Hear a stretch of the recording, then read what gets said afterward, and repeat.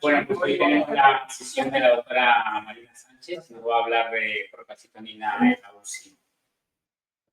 Bueno, buenos días. Bueno, he escogido este tema para realizar la sesión porque creo que, bueno, como ya hemos hablado otras veces, creo que la procalcitonina tiene bastante utilidad y según, bueno, no tengo mucha experiencia y tampoco he estado en muchos otros hospitales, pero bueno, yo otras veces la verdad es que en otros hospitales que he estado sí que se usa más y nos parece útil, e incluso ahora comentándolo con otros compañeros de otros hospitales también dicen que se hace bastante uso de la procalcitonina. Y bueno, aquí parece yo que es una herramienta que tenemos bastante al alcance, que no es realmente tampoco es cara y que posiblemente le podríamos dar un poquito de más uso del que le damos ahora.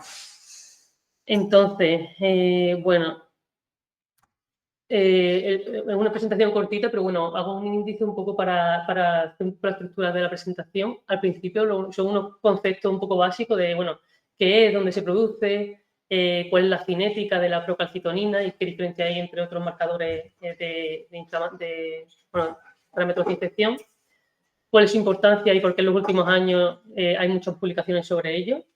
Después el cuarto punto es sobre cómo se elimina la procalcitonina y qué tiene que ver, qué importancia tiene en el fallo renal, que también es una cosa que está muy debatida y en la práctica clínica muchas veces dudamos. Y después el quinto punto es sobre todo el que presenta un poco de bibliografía y son los 4 puntos más importantes que coinciden en todas las revisiones y las publicaciones en los que es útil la procalcitonina. Que, bueno, el primero es diferenciar la infección bacteriana de otros estados inflamatorios como guía para la terapia antimicrobiana, es decir, poder orientar un poquito al médico si sabemos que vamos bien con esta terapia o vamos mal. Pero también se ha visto que es muy útil para reducir los días de antibiótico sin que ello conlleve un aumento de mortalidad ni de otra comorbilidad. Y ahora el último, que es lo que se está estudiando más en los últimos años, es como marcador pronóstico y de gravedad de la enfermedad. Por último, unas últimas recomendaciones y después un pequeño resumen de 4 líneas que resumirá toda la presentación. Entonces, ¿qué es la procalcitonina? La procalcitonina es una proteína que se sintetiza en las células C del tiroides, que es lo mismo que las células parafoliculares.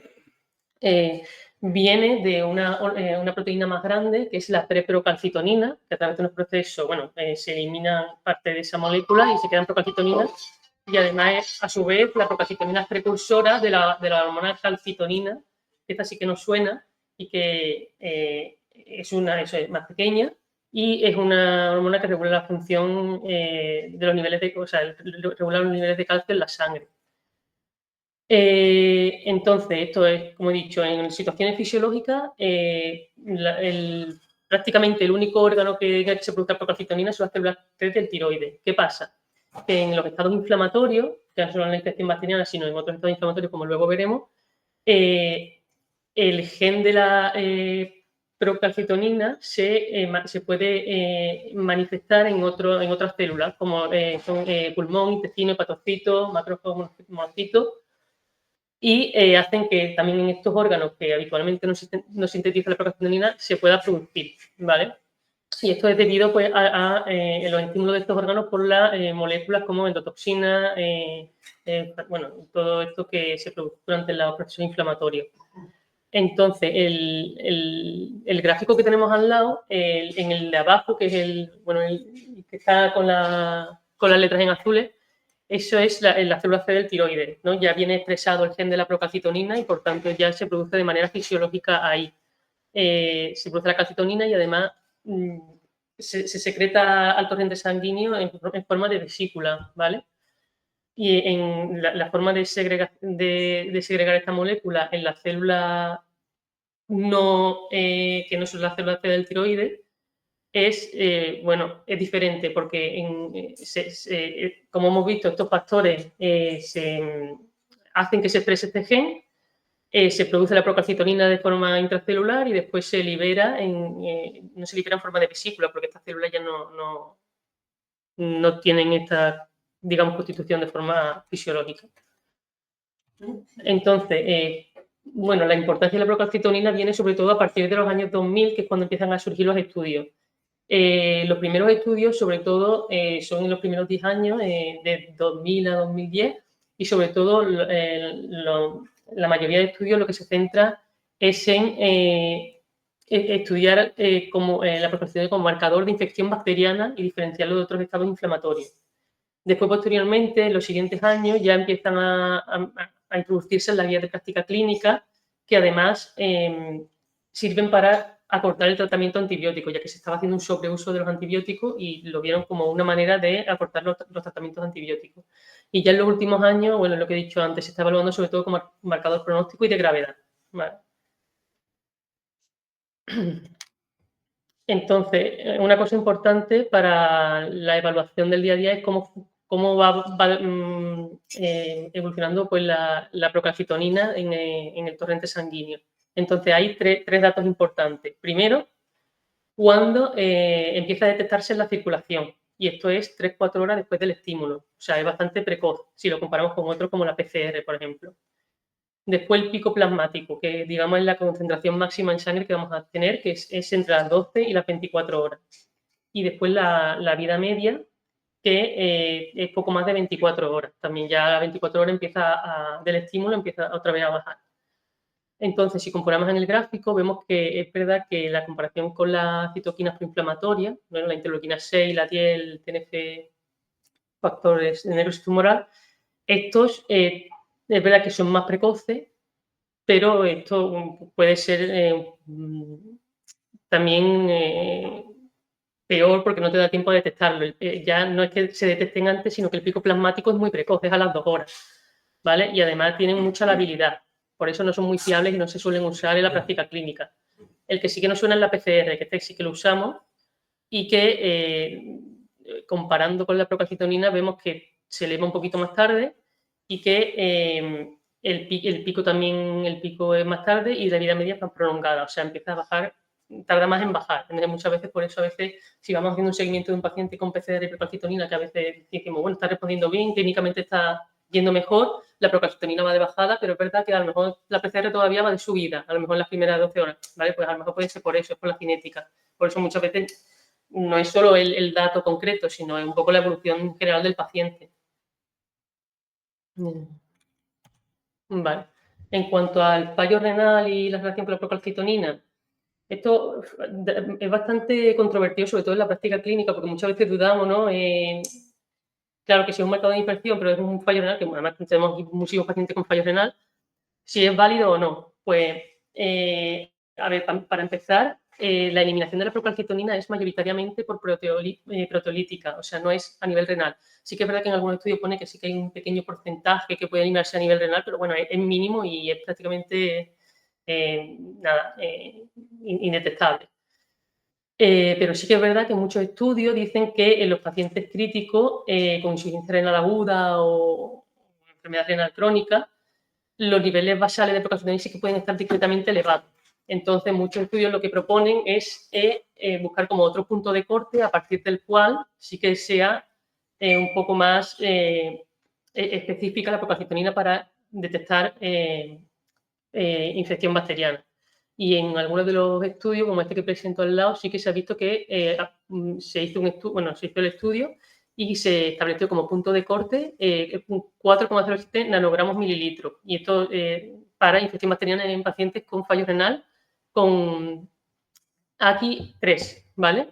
Se hizo por su grupo y en el AQI3 dio que sí que tenía, que a partir de ese dato sí que era bastante específico para infección bacteriana, ¿vale? De hecho, la sensibilidad era del 87% y la especificidad del 93%, ¿vale? O sea que, a pesar de que sí que hay controversia, no hay un dato claro y al 100%, bueno, pero sí que la mayoría de estudios coinciden en que sí que no pierde utilidad la procalcitonina en el fallo renal.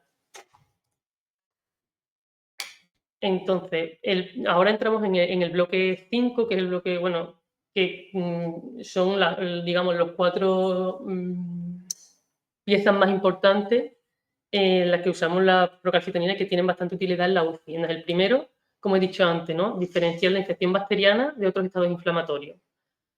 Hay un montón de publicaciones, hay un montón. He cogido este cuadro porque bueno, son 3, estos de los primeros que se hizo, y son 3 metaanálisis que incluyen varios ensayos clínicos y que llegan a diferentes conclusiones, ¿vale? Entonces, el primero fue el de abajo del todo, ¿vale? Que es del 2006, que reunió a 33 ensayos clínicos y casi 4.000 pacientes, y se hizo en UCI médicas y quirúrgicas.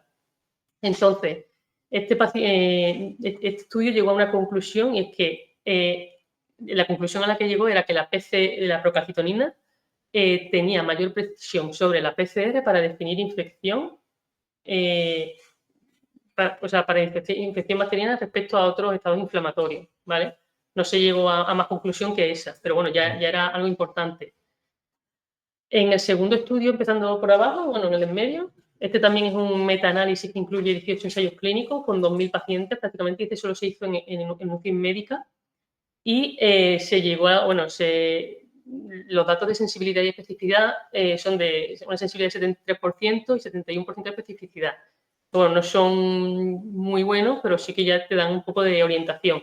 A pesar de eso, lo que llama la atención es que la conclusión del metaanálisis fue que no era útil, ¿vale? A pesar de que de estos datos de sensibilidad y especificidad.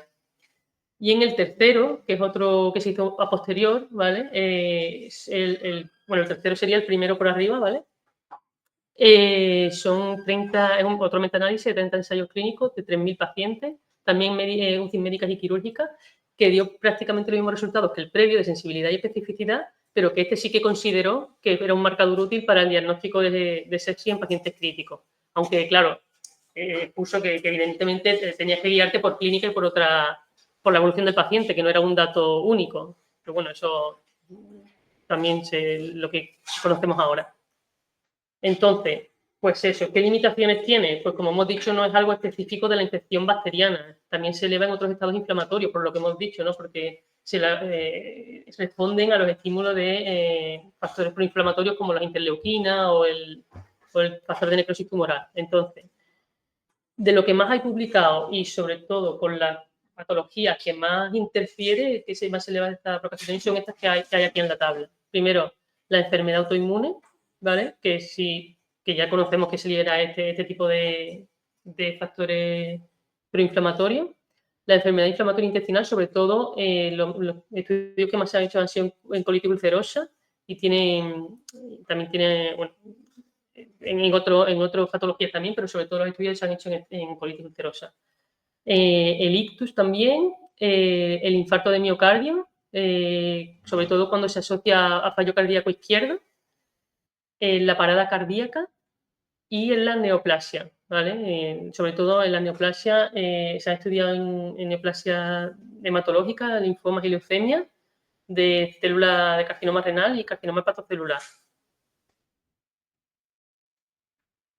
Entonces, otro dato importante que he considerado bastante importante y que también se ha publicado mucho de eso son los puntos de corte, ¿no? Porque, claro, muchas veces hemos visto algoritmos, ¿no?, que dicen de menos de 0,5 de procalcitonina se descarta infección, más de un nanogramo ya es infección. Bueno, hay algoritmos que además te van guiando, ¿no? Y te dicen, pues si esto tal, no lo he puesto porque no me parece tampoco, eso no es así, pero bueno, como ejemplo, aquí hay una publicación que te dice que si es menos de 0,1 es improbable.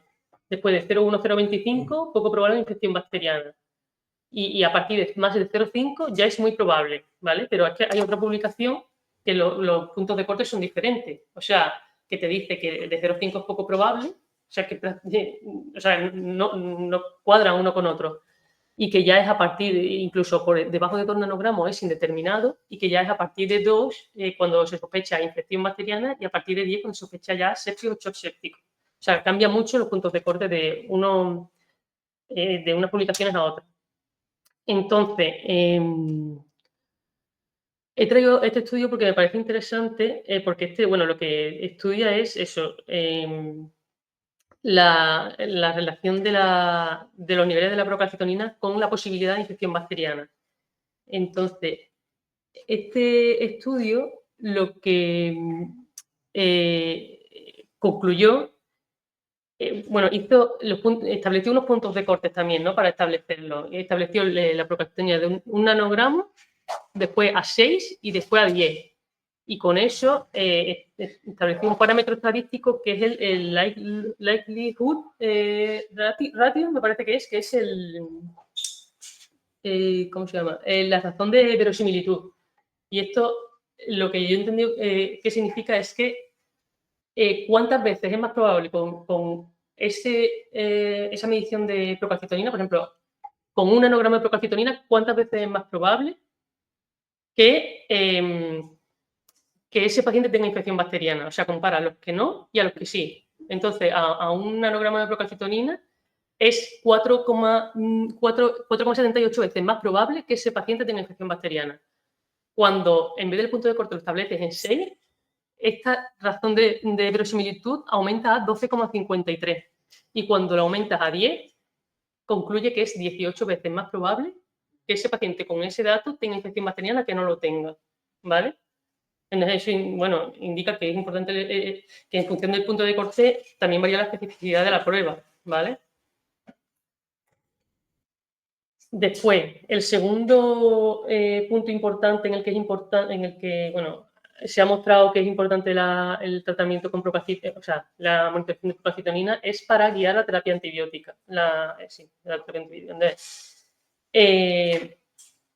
Por eso es importante muchas veces tener una de inicio para situarnos un poquito en cómo va el tratamiento. Si la procalcitonina vemos que a pesar del tratamiento antibiótico que nosotros pensamos que es el correcto y de todo el resto de tratamiento de soporte que le damos y la procalcitonina sigue alta o incluso se eleva o no baja, es porque algo no estamos haciendo bien, ¿vale? O estamos desviados del camino y no va por ahí la cosa, o hay que poner otro tratamiento, pero bueno, ya nos da una idea de cómo va, ¿vale? Que sí, que lo importante es la clínica, cómo va el paciente, pero bueno, que ya es otro dato más, ¿vale? Y igual que se mantiene alta, si baja o si vemos que este parámetro va mejor, también nos da un poco de tranquilidad en cuanto a que vemos que posiblemente estemos yendo en la dirección correcta de tratamiento. Entonces, pues eso, pues por eso en muchas publicaciones también se dice de tomar una primera e ir monitorizando cada cierto tiempo, ¿vale? La procalcitonina. Esto también es, bueno, es un estudio que te dice lo mismo, eso que he explicado, ¿no? Es un estudio de 2017 y te dice que también, bueno, sí te dice eso, que sí, nada, eso que he explicado. Entonces, después, el otro punto importante, el tercero, es que nos puede ayudar a disminuir los días de antibióticos, ¿vale? Esto se vio porque era una época en la que se usaban bastante los antibióticos, hacíamos tratamientos muy prolongados y que no era necesario, ¿vale? Muchas veces por el miedo siempre tendemos un poco más a alargarlo más de la cuenta.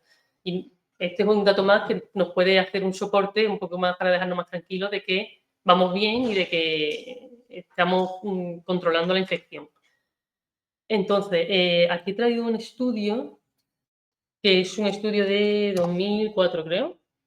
Este se hizo con pacientes de urgencia que venían con infección respiratoria, con neumonía asociada a la comunidad, ¿vale? Y es un tipo de paciente en el que muchas veces dudamos, ¿no? Que es una infección respiratoria y muchas veces no nos queda claro que sea bacteriana, no hace mucha elevación de parámetros, no tiene una placa clara y muchas veces decimos, bueno, no sé si es algo vírico o algo bacteriano. Pues aquí eso es lo que se estudió, eran pacientes de urgencia, ¿eh?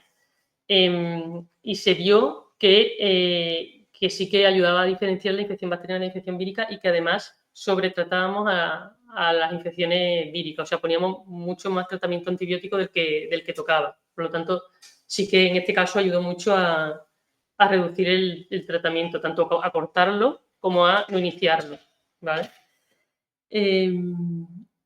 Y después, en el otro estudio, este estudio ya es más reciente y es un metaanálisis de varios ensayos clínicos, que es de 2018 ya, y que también, bueno, aquí esto es lo que concluye, ¿no? Que la procalcitonina, el guiarte por la procalcitonina, claramente puede ayudarnos a disminuir el tratamiento, la duración del tratamiento antibiótico. Y que además hay estudios posteriores que ya lo que hacen es demostrar que disminuye el tratamiento antibiótico sin aumentar la mortalidad, ¿vale? Esto no está en estos estudios, pero sí que los hay aparte, que no aumenta la mortalidad, ni aumenta la comorbilidad, ni los días de ingreso, ni nada.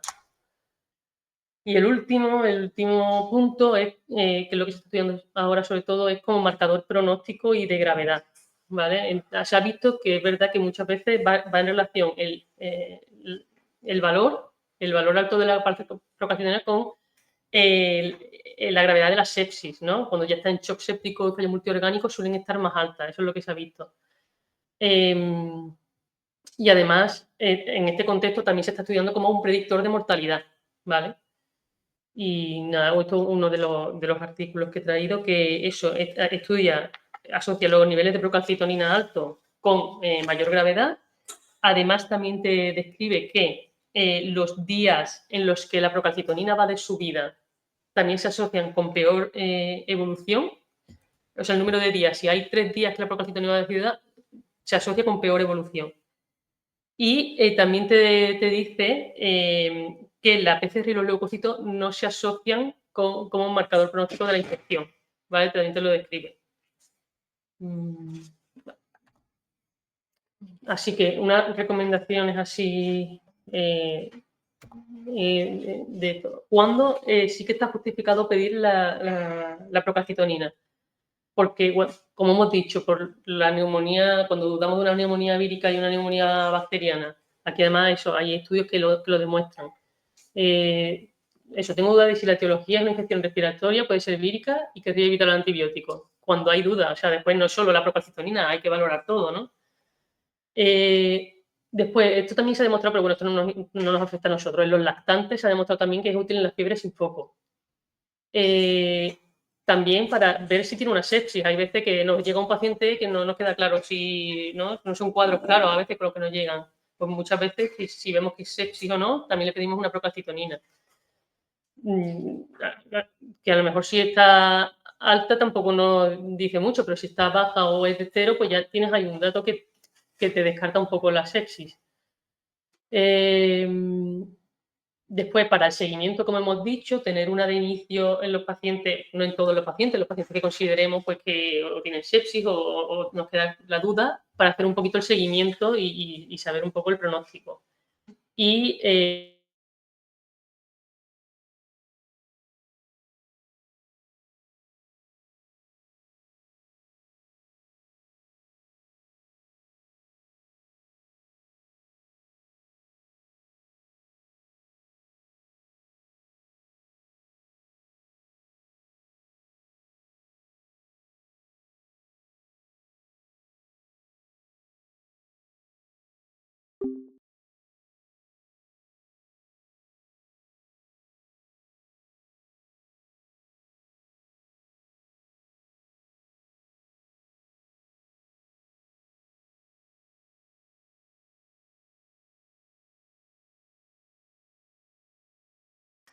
Y eso, bueno, esto es importante, que la procalcitonina sí que es una ayuda, pero que no es un marcador específico de nada, hay que meterlo en el contexto clínico del paciente, de cómo evoluciona. Y eso son bueno, es prácticamente lo mismo, pero un resumen que me gustó porque queda bastante claro. Entonces, lo primero, lo que he dicho, no puede considerarse un indicador específico de infección, ¿vale? Al final, pero igual que ningún parámetro, ¿vale? Igual que cuando lo comparamos con, por ejemplo, el dedímero, pues lo pide un poco orientado, cuando ya tienes un poquito orientado al paciente, no vas pidiendo dedímeros a todo el mundo porque además después te lía, ¿no? Después, el tema de las concentraciones de los puntos de corte, a mí, esto un poco por impresión personal, me gusta más esta, ¿no? Que es la segunda que puse en la tabla, que es valores un poco más altos, ¿vale? Por debajo de 0,5, en principio nada, de 0,5 a 2 bastante inespecífico, por encima de 2 sí que se asocia ya a una infección, que no puede ser una infección, un principio de sepsis, y por encima de 10 ya hay que sospechar, pues eso, sepsis, fallos orgánicos o que vaya a ir mal.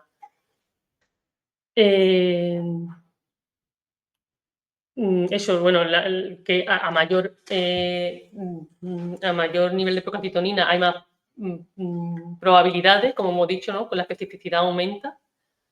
Eso es lo que se está estudiando ahora, la gravedad, ¿no? A mayor nivel de procalcitonina aumenta está correlacionado con la gravedad de la sepsis y esto se está utilizando ahora también como factor pronóstico. El tema de la medición seriada para ver un poco el control, si vamos bien, si vamos mal, es una ayuda. Y bueno, y eso para ver si es necesario el tratamiento antibiótico en poblaciones concretas de pacientes, ¿vale? Y bueno, esto en principio es todo. No he puesto bibliografía, pero sobre todo he visto dos revisiones sistemáticas que están muy bien, que bueno, son muy básicas, pero a partir de ahí te dan mucho enlace a muchos artículos y también ya la dejo, la paso, lo que sea.